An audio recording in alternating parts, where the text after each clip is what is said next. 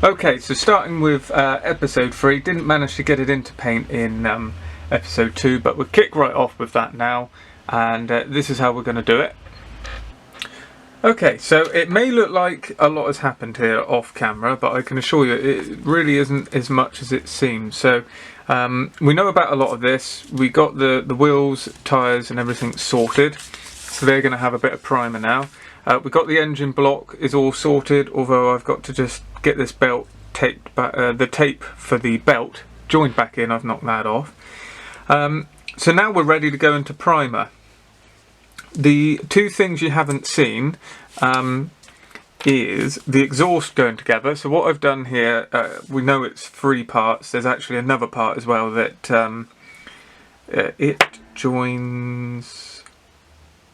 What side? It must join that side, yeah. And then the exhaust then goes out this way, and because of where it needs to go, it's going to have to go on at the end. So I just have to, well, I don't know what I'm going to do there. I'm going to have to probably super glue it at the end and try and just touch that area up, which is fine, it's underneath.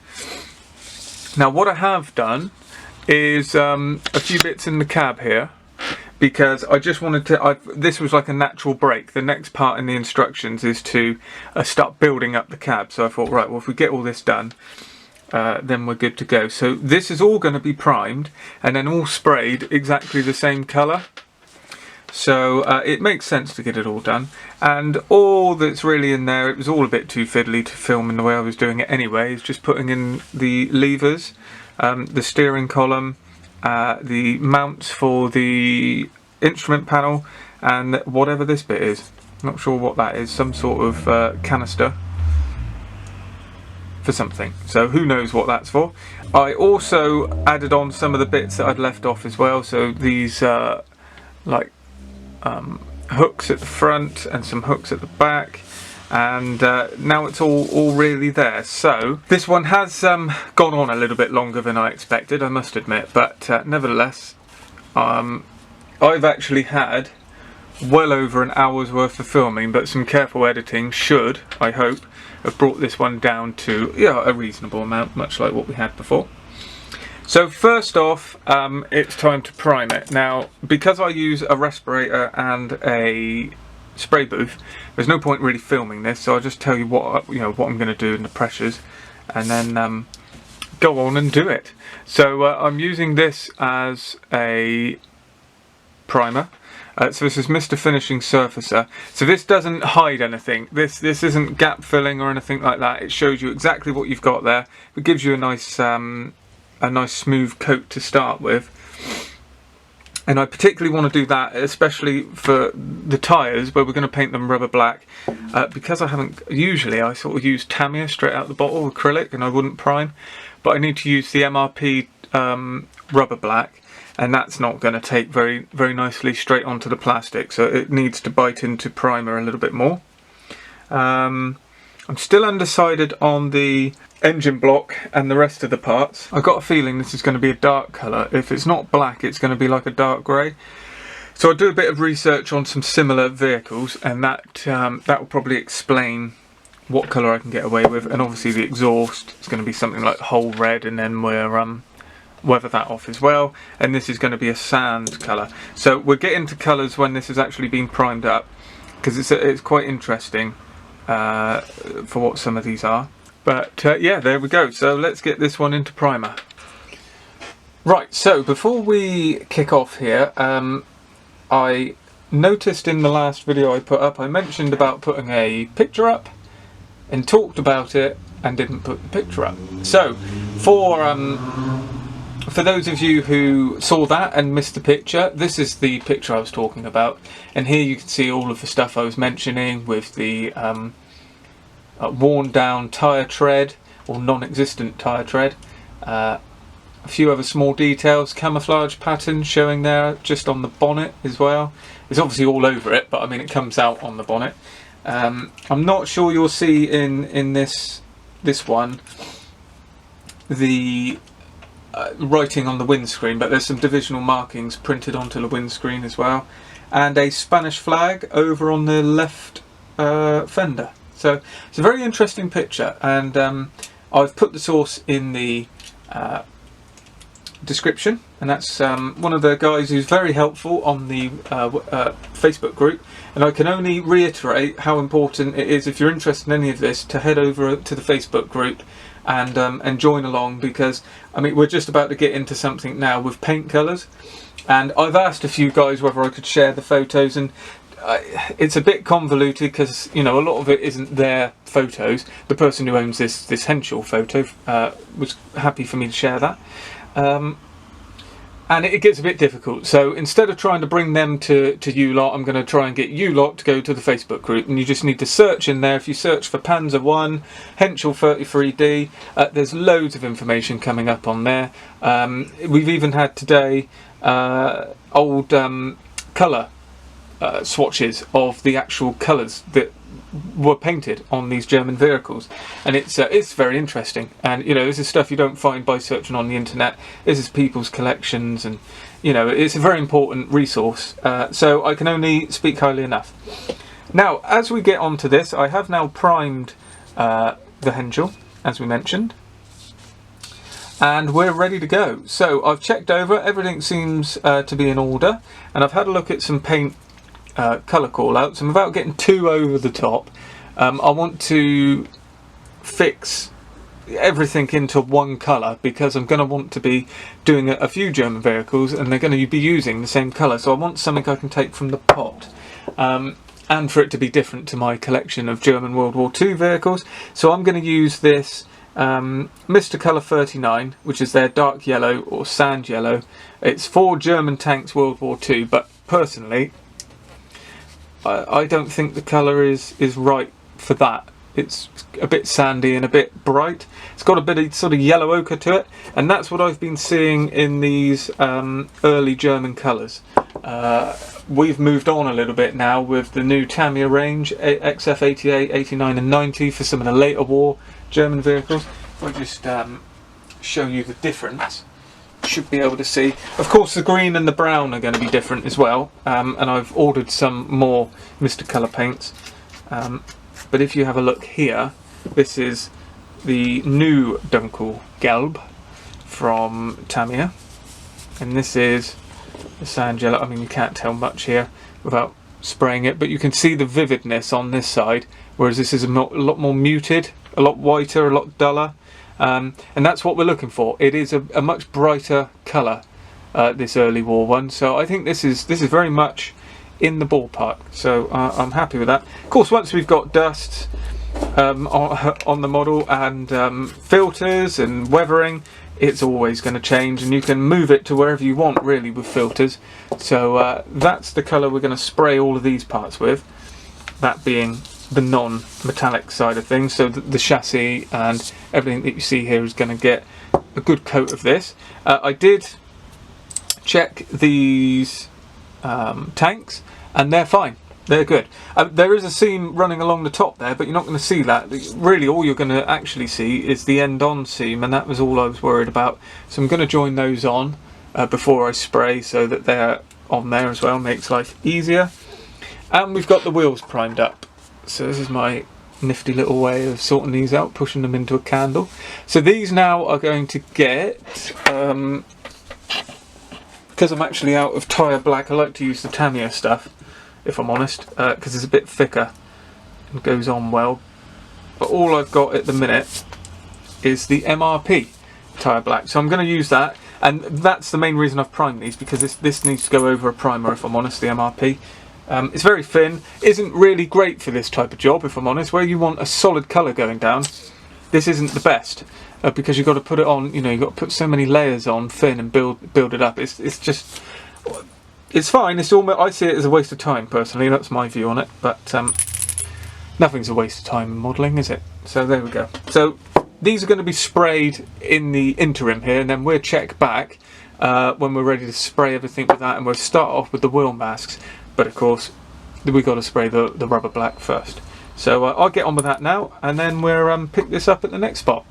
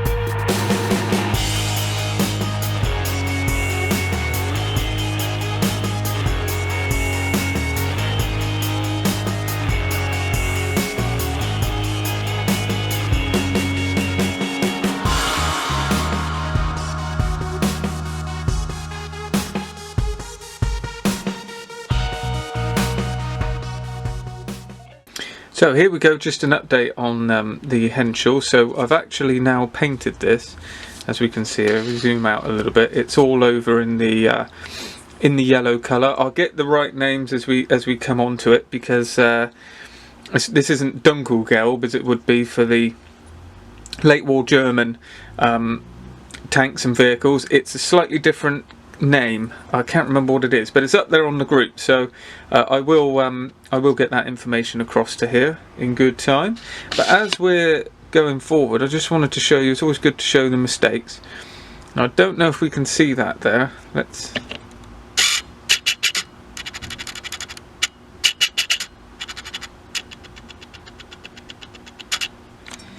in my haste on trying to grab hold of this, can we see there a great big fingerprint? I just grabbed it like that as the paint was still wet, and then it just peeled away, and I've got a small one back here. Now that's not a problem. Well, it is a problem, but we'll sort it out just by using one of these slightly rough sanding sticks. It isn't going to sand the plastic, but it is going to take the edge off the paint. That's the idea. So we're just going to go right through that.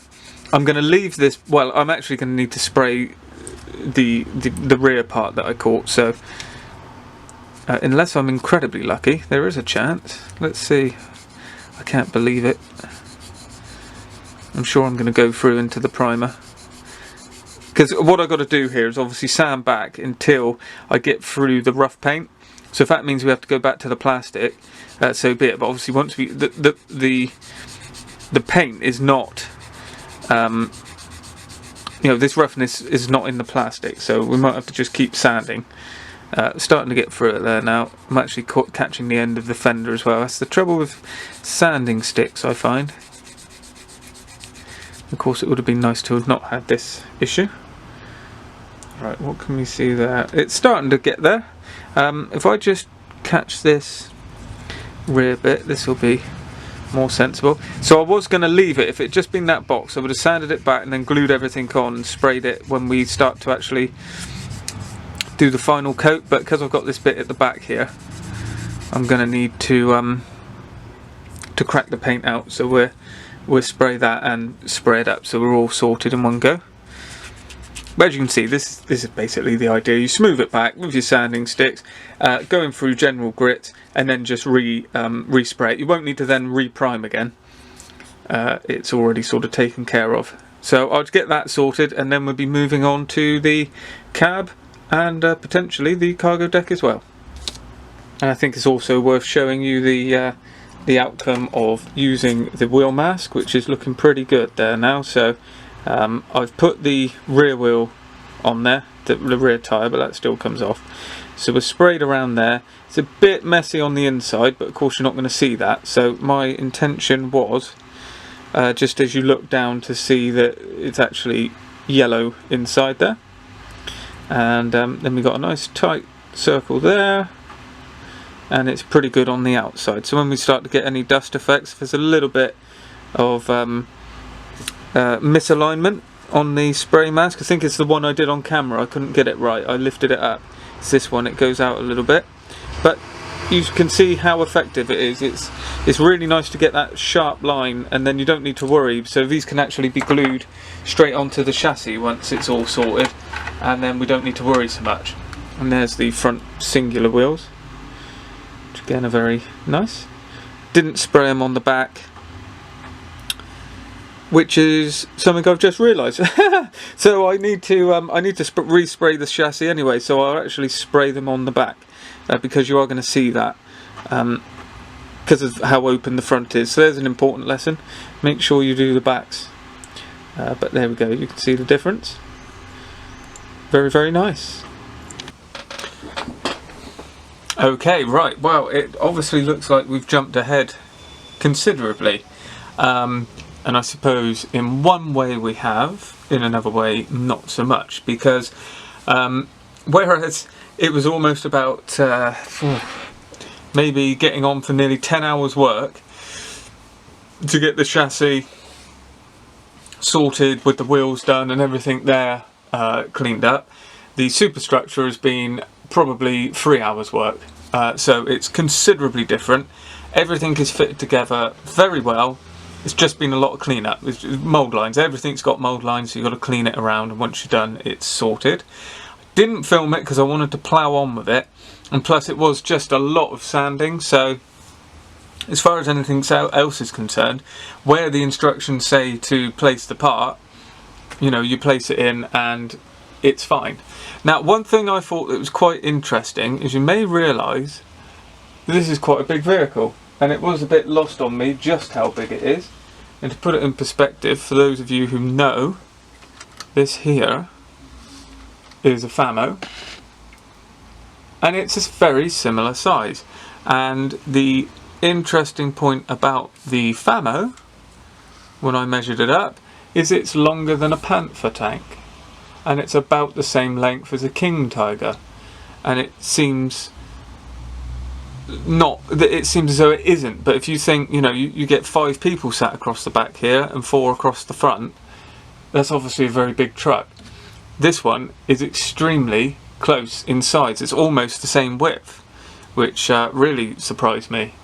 So we're talking a very, very big beast here, and it's impressive for that.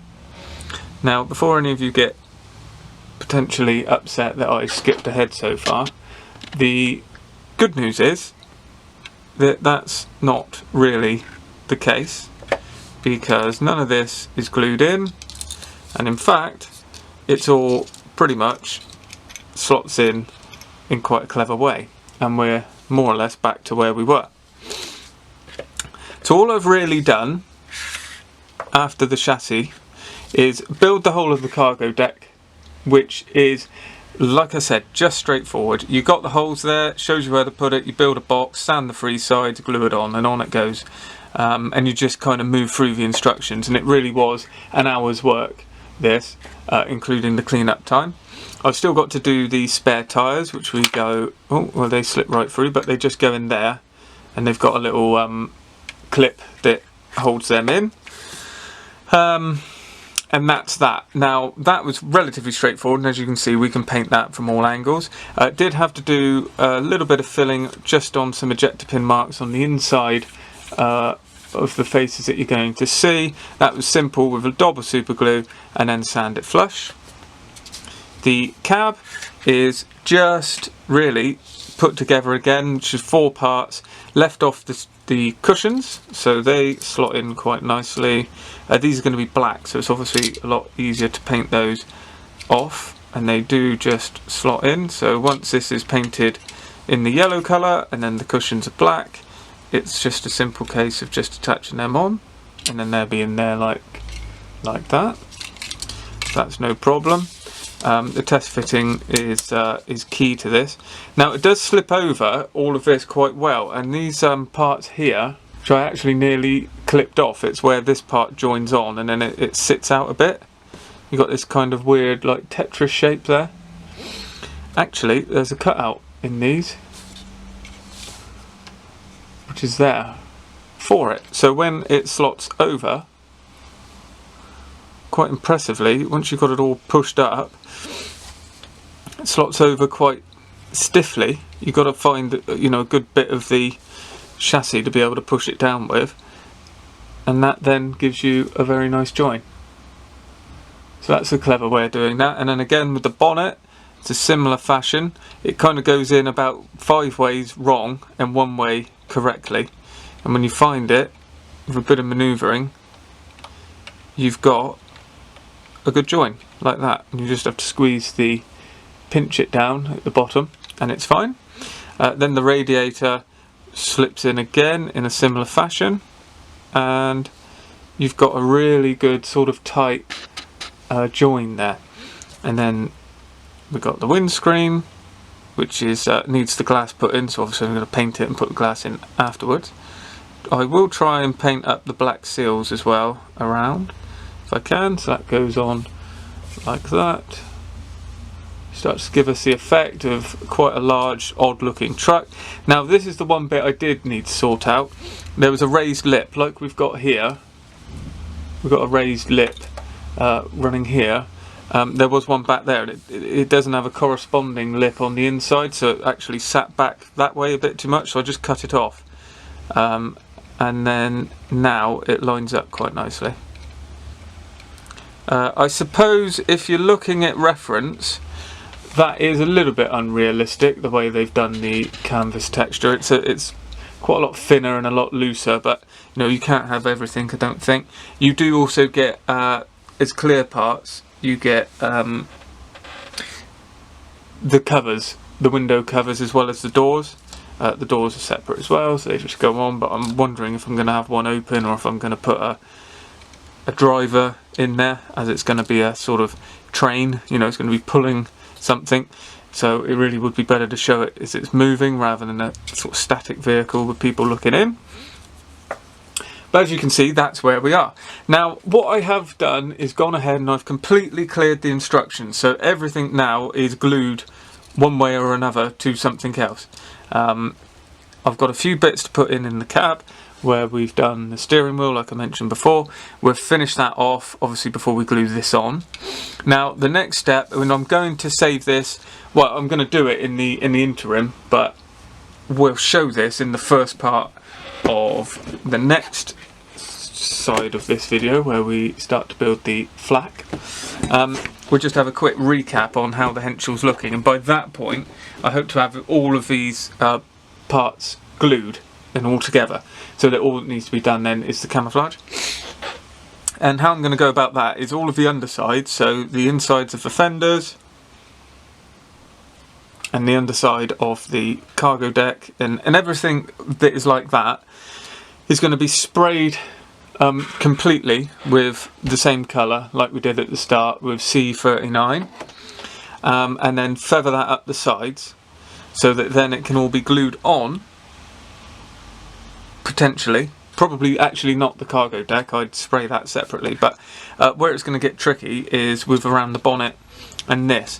So I'm going to spray it around and feather it up, then glue it on, and then probably fill it in as well, and just see how we go. It might be that I spray all of these parts up separately, I don't know. It's the fenders mainly. No, as I'm explaining this, it obviously makes sense to just spray it up as it is. So that's what I'll do. I'll probably spray everything in its separate parts. Anything I can glue together, like I might be able to get this radiator cover to the bonnet and then it slides on. If I can do any of that, I'll get that done first. Get it all sprayed up, glue it on, and it's as simple as that really. As long as I can still get into here, I mean I won't be gluing the canvas on the roof, and I can still get in and do the weathering, then yeah, I'll be happy with that. So I think we'll just leave it like that. So hopefully that is all relatively clear and pretty much brings this to an end. It was nice to know that as we went forward, things really come together quite well. So as long as you can grind through the chassis and the engine and all of that side of things, this last part, it pays back in the fact that it's really quite simple. Few areas where we've got these are actually the hoops for the back of the cargo deck, and they are quite iconic in the fact that they hang at the front here in between these two supports. They sort of sit like that. It's quite an odd way of storing them. You have to glue on the sides here, which if they'd actually done it at the join where this bracket is, it would have been easier to hide, but they've done it halfway along the rail. So I am going to try and sand that flush and then just rescribe it, because obviously it's two bars. It's two sets of two, so it's 4 bars. So you've got 1, 2, 3, 4, and there's only 2 here. So they push 2 inside each other and then tie them on. So you should see a line there. So it's a bit of a weird way of doing that. This part as well, which is at the front, like the sort of front bumper, I suppose. This was a bit of a weird way of going about it as well. It's got a very cut out thin section of tubular plastic there that glues onto the top of here, which made it just factored in a weak point basically, so that made that a bit tricky. I think the rest of it was okay. I don't remember any real problems outside of that. That was the only thing that caused me real concern. So a little bit of drilling out here, for instance, this peg for this mirror is a great big peg like that, and the hole was extremely shallow, like we've had through the build. It's a simple thing, you just cut it down, no issue. Ejector pin marks on the inside of the doors as well, again sorted out with super glue, not a problem. So it's all very simple stuff, and just really a repeat of what we've already done. So the only thing left to do is sort out these spare tyres, get it all sprayed up, bring it together, and then we'll be showing that off in the next part. And like I said, the next part will have the start of the Flak, which is was not a newer kit, but I'm hoping it's nowhere near as in depth as this. I've got to be honest, I wasn't expecting this to be quite as in depth as it was. However, I'm very glad I pushed through, because you know, it's an impressive thing to have in the collection. So thanks for staying tuned. As always, this is going as part of a playlist, so stay tuned to that if you like what you see and you want to follow it along, and we'll be back before too long with the next part.